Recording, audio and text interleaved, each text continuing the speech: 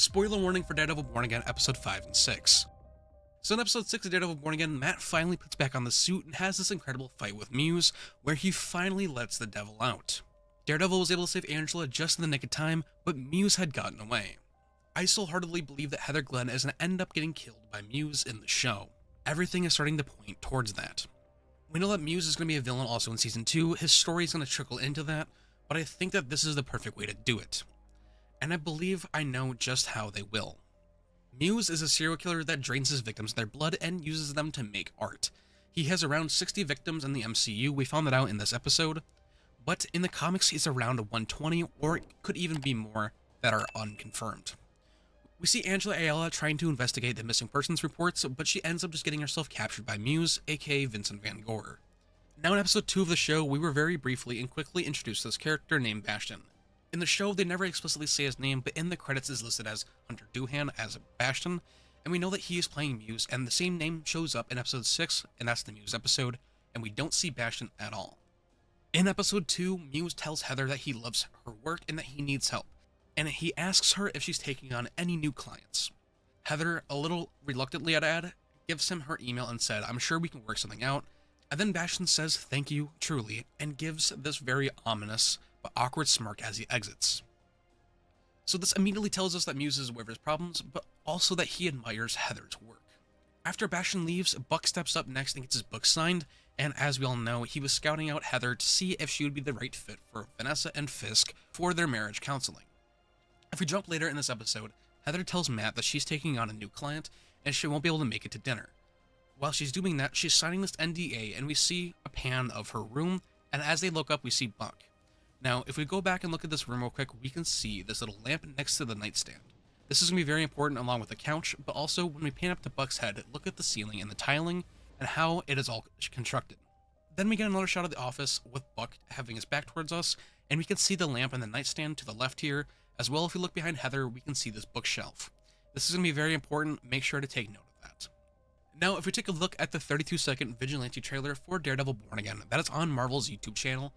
48 frames, we get these two shots of Daredevil in this office.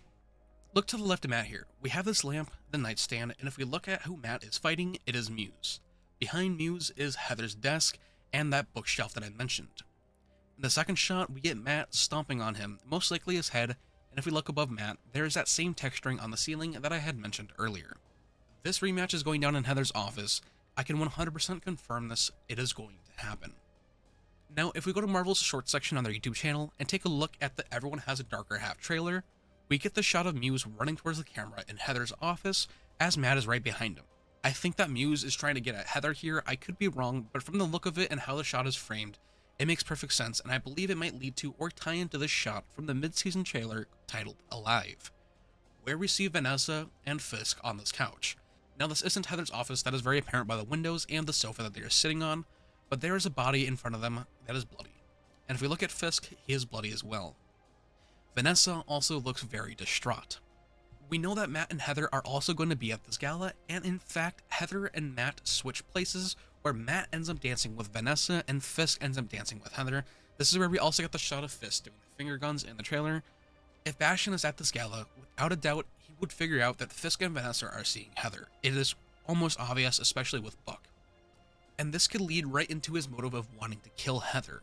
If anyone in the show besides Fisk and Vanessa were to find out Daredevil's secret identity, it would be Muse. And with that, Matt interrupted Muse's art when he was trying to kill Angela. This is something that Muse hates, and we can see that most notably in Daredevil 600 when Blindspot defaces one of his murals. And as we know from episode 6, Fisk has the sanitation department trying to remove the murals, but they're coated with blood, so this is all starting to tie together. Now we have 3 episodes left, and one of them being titled Art for Art's Sake, along with Isle of Joy and Straight to Hell. I guarantee Isle of Joy is going to be that Gala episode, and Art for Art's Sake is without a doubt going to be Muse's episode once again, and I believe that this is going to be when he attacks Heather in her office, leaving the finale to be Straight to Hell.